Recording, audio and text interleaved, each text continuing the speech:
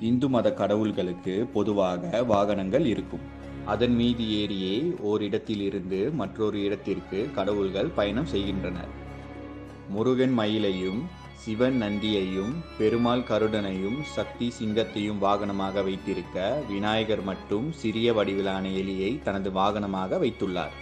பிள்ளையாருக்கு மூஷிகம் என்கிற எலி எப்படி வாகனமாக ஆனது என்பதற்கு புராண கதை உள்ளது.